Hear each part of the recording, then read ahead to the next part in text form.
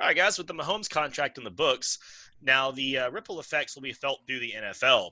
Currently, Deshaun Watson and Dak Prescott are the two guys that come to mind. Watson was drafted 2 picks after Mahomes and likely has the green light to negotiate his deal now. Similarly, Dak Prescott is still hard at work securing his own bag with the Cowboys and now likely has more ammo to back up his requests of a contract north of $40 million. That doesn't even get into some other future stars signing their deals. So, Drink, what does this contract with Mahomes mean for Watson, Dak, and the rest of the NFL going forward? Well, when I think about this contract, it's 3 quarterbacks that come to mind. You name 2, Deshaun Watson, Dak Prescott, and the third one is going to be Lamar Jackson. Here's the deal, and this is why I understand Lamar Jackson came a year after or so, but here's the deal. And when you name those 3 quarterbacks, the closest to what Mahomes has done is Lamar Jackson out of the 3. So that's why I lump him in when we talk about this. But to get on topic of the 2 that you named, Deshaun Watson, listen, here's the deal. I don't think this contract does dictate Deshaun Watson's future, but I think the relationship that Deshaun Watson has with the Texans compared to the relationship that Mahomes has with the Chiefs is not the same. And that plays a big role here. First of all, I don't think Deshaun Watson is willing to sign a contract no longer than, let's say, 4 years with Houston. And on the caveat, I don't think Houston is willing to sign Deshaun Watson because of his history of injuries no longer than 5 years. So when you say how would this affect his contract, all right, let's talk about the year. Let's talk about the millions per year, because that's how it would affect. Not as far as the long term or the longevity. Listen, Jay brought this up to me earlier. I don't disagree. I do think Deshaun Watson, if you want to get him a 3-year deal, you want to pay him somewhere in between 40 to 42 million. I have no problem with that. Here's the deal. This guy has shown us that he can win. If he didn't have such an extensive injury history, I would feel more upbeat to give him a long-term contract. But, I mean, the ankle, knee, wrist, this, that, I mean, the guy do stay hurt a lot. But $42 million, I think that's cheap for Deshaun Watson. I think Deshaun Watson could demand probably 45 if he really wanted to. He could, because that's still not touching what Mahomes got. So you're not giving him what Mahomes is getting, but you're still paying him for what he's, what he could do or what he has done in the present. And I think Deshaun Watson is the best thing that happened to the Texans for a long time, because we already talked about those quarterbacks they was rolling out before you got there. And then you already you gave him a backhand slap when you trade away DeAndre Hopkins for a box of nerds. Like, come on, man. So the least you could do is just pay the man. But then let me flip the coin here. Dak Prescott. Listen, I don't think this contract signing did anything for Dak Prescott. Not a damn thing. And I'm speaking to my watchers and my listeners that want to tell me that Dak deserves this contract of pay the man $45 million a year. What NFL have you been watching that Dak Prescott deserves $45 million a year? Hell, he lucky that he got $35 million a year offered to him, to be perfectly honest with you. And here's the deal. It's no one in their right mind that can tell me that if Dak Prescott was the quarterback for the Buffalo Bills instead of the Dallas Cowboys, we're not having a whole different conversation here. Oh, but because he's the quarterback of the Cowboys, he deserves a certain amount of money. Somebody tell me when the game was on Dak's shoulders, because I can give you that for Deshaun Watson just last year. When did Dak performance was so good that he beat a team that they shouldn't have beat, or he won that elite playoff game? I'll wait. I'll file for my retirement while we're doing it, because you're not going to give it to me no time soon. So this whole aura of, okay, well, now the market is set and now Dak should ask for more money. For what? Like, give me something. I mean, they offered you 35 and you said no. I think we're on the same wavelength when we say he's not going to get a long-term contract this year. The deadline is in a few days. July 15th. So that's not happening. I just don't think that's happening. I don't think it's going to be July 14th at $23.59, they're gonna strike a deal. Don't think that's happening. He will play on the franchise tag, and rightfully so, because for all intents and purposes, I'm gonna tell you right now, his performance has been a franchise tag performance. I'm just gonna put it out there like that. His performance is the reason franchise tag exists. Because ain't nobody finna jump out the window for your average to slightly above average performance. And I know you're gonna attack me with his stats. Oh, he did this, he did that. It's more than that. Did we not see Mahomes in the Super Bowl when San Francisco was up and he wasn't playing the best? And we was like, oh man, we ain't seen Mahomes look like this in quite a while. And then he turned it on, and it was what it was. Give me that moment for that. You can't give me that moment. So don't tell me that he deserves to get paid more than what he's getting paid. He's lucky that he's getting $31.4 million. Oh, well, he played above his value. So what? That's what good employees do. You outwork your value. But you think you deserve to make as much as the CEO of Walmart because you outplayed? No, you don't. Like, you want to make that much money, you perform like he performed, but you don't. So just knock it off. But I do think the third member of my trio, Lamar Jackson, is on the trajectory to, somewhat maybe meeting what Mahomes' contract means. Because you got to think, he already won the MVP. Baltimore is playing better than they didn't played in quite a while because of him. He didn't changed up the offense, but what's the problem here?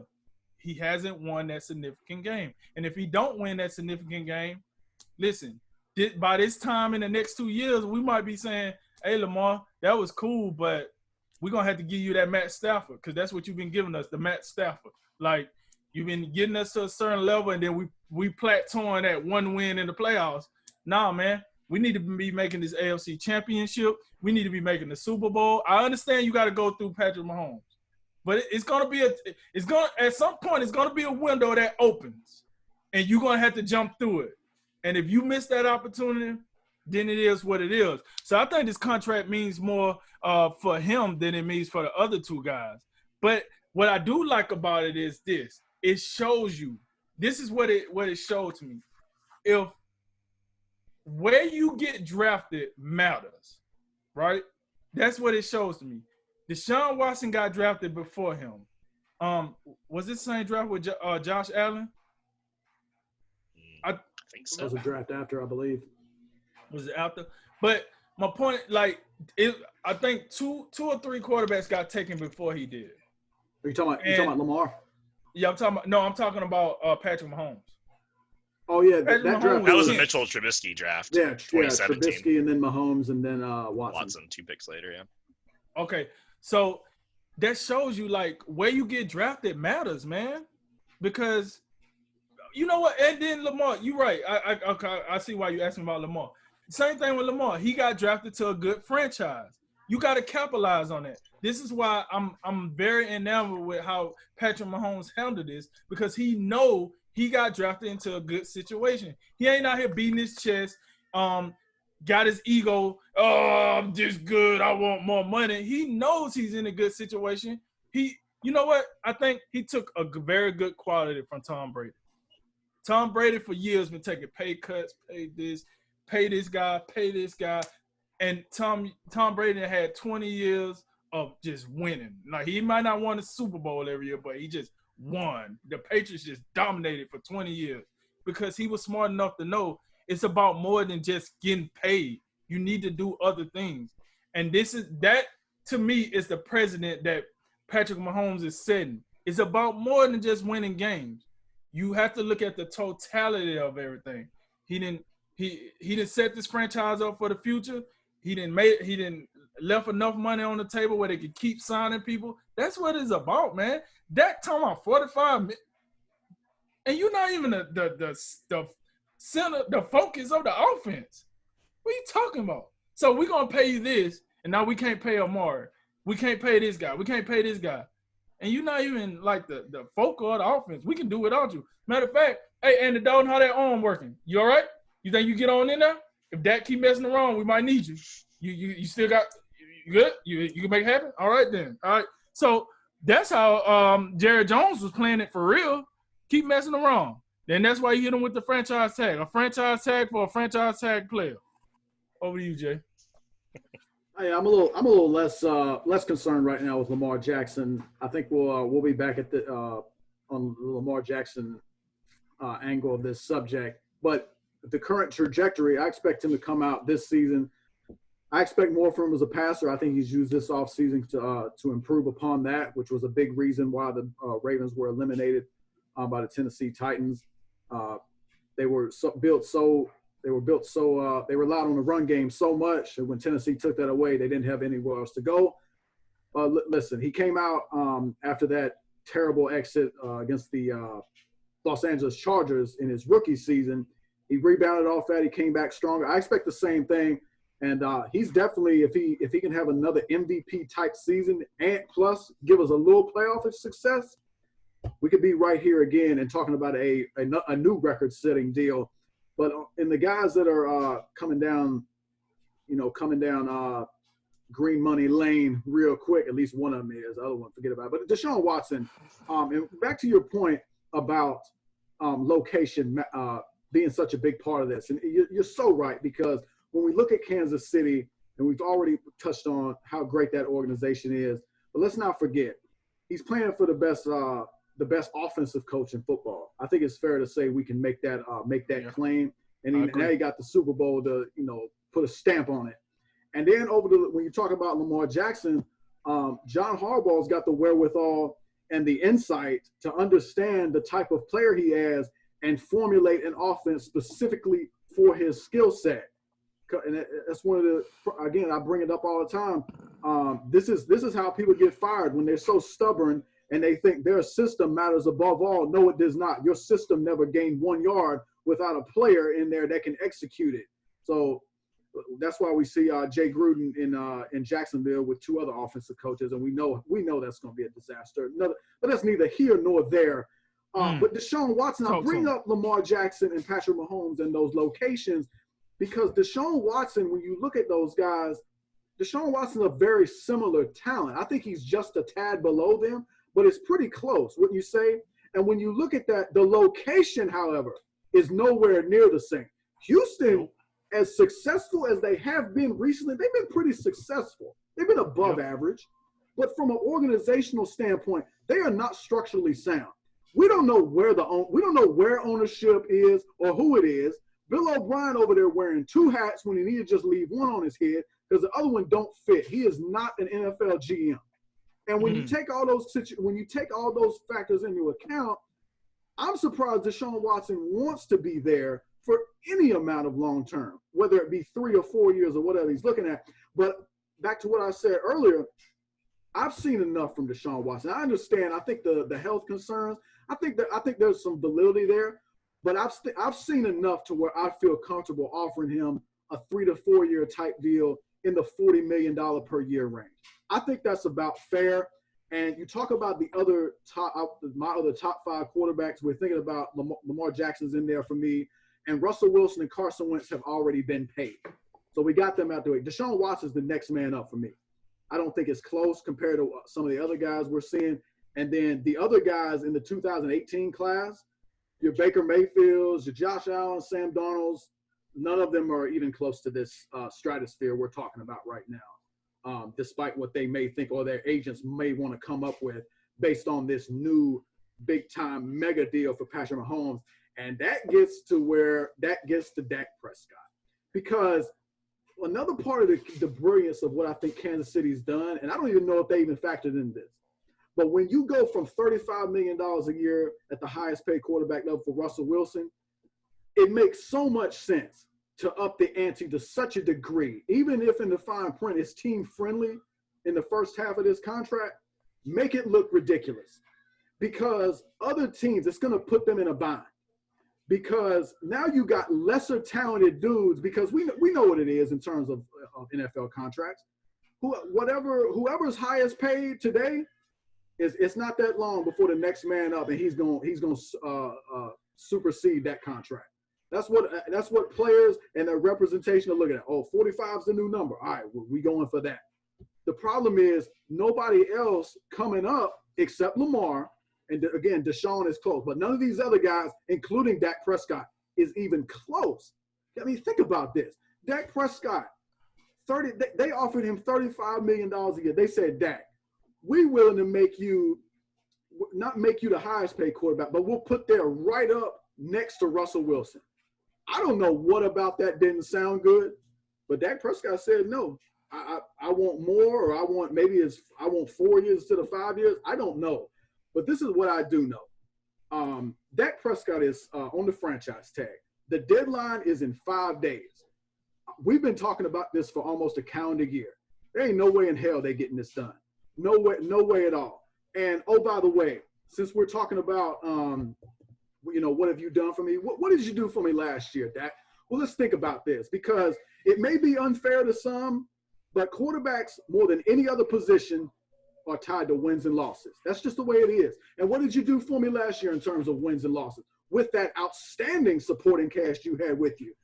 They paid Ezekiel Elliott. They got Amari Cooper paid. You bring it. They got you a number 2 wide receiver, Michael Gallup. Now you got another number 2 receiver in a rookie and CeeDee Lamb. Your offensive line is outstanding, despite the fact that Travis Frederick is retired. You got defenders all over. You got DeMarcus Lawrence, Jalen Smith, Van Der Esch is over there doing stuff for you. They had to let go of Byron Jones, but you did have his talent on the field for you. And despite all of that, Cowboys were 8-8 last season.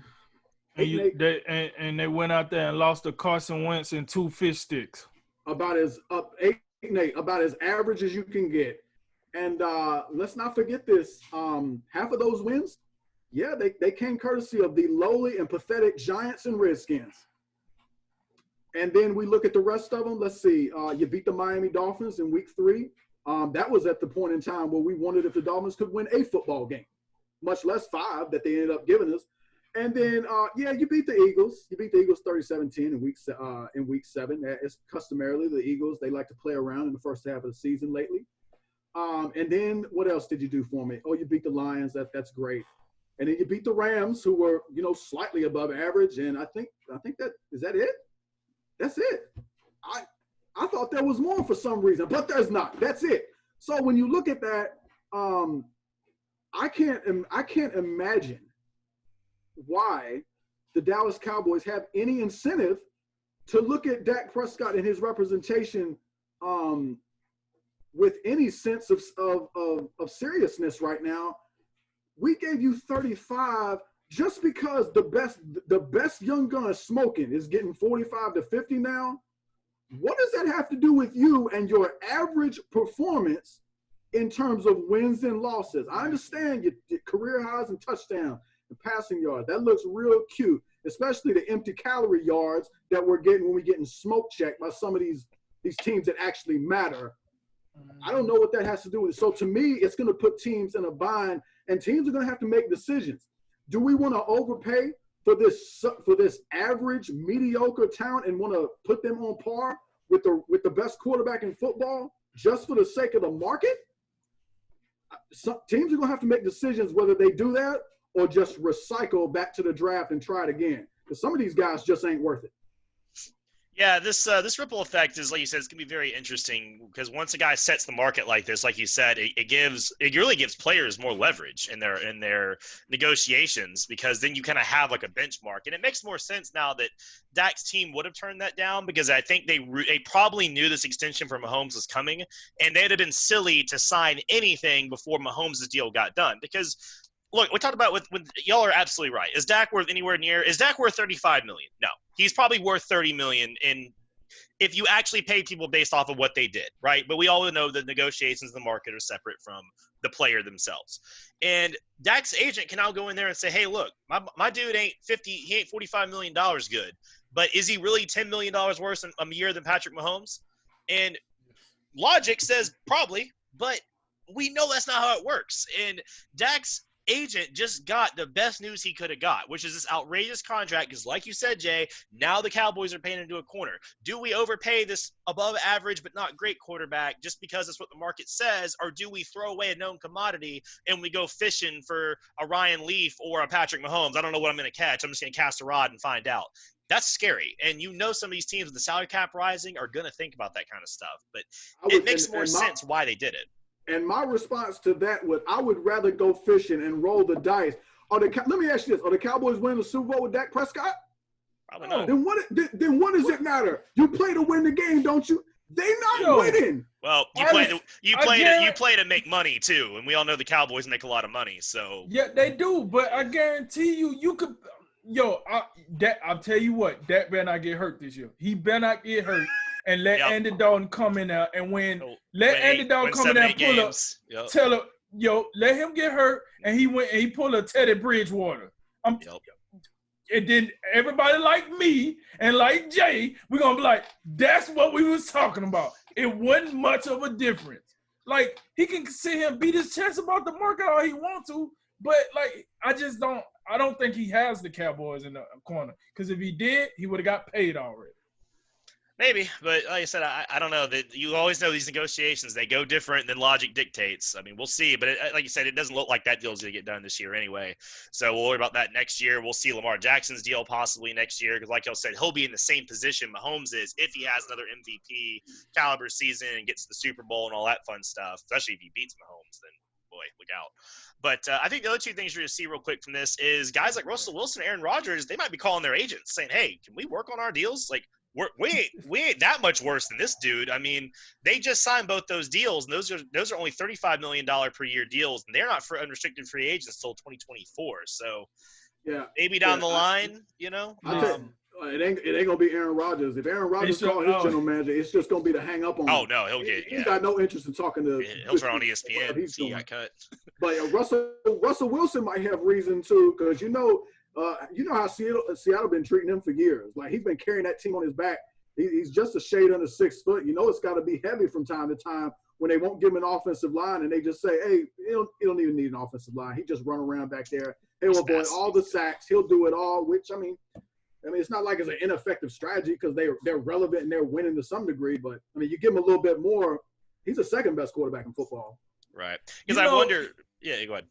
I was just gonna say, what Russell Wilson should do? Not necessarily ask for a contract negotiation, but he should be like, listen, I don't want to restructure my contract, whatever.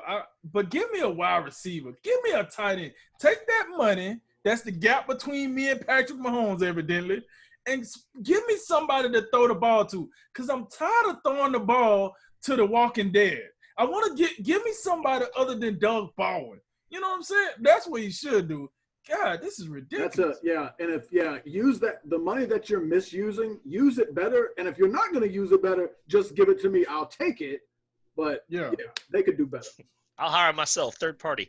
Yeah, because I just wonder, because you look at this contract, it's so like market setting. And normally we see like a guy signs for 33 and the next guy signs for 34 and then 35. Mm-hmm. This is a huge leap. So I wonder if there's any secondary effects from that. And then finally, we talked about before the show, I wonder if other position groups are going to try to use this. Like, I used Jalen Ramsey as an example earlier with the corners, but like these like really elite players at some positions, are they going to be able to argue that, hey, this guy's his best positions player and he's making whatever percent more, so I should too.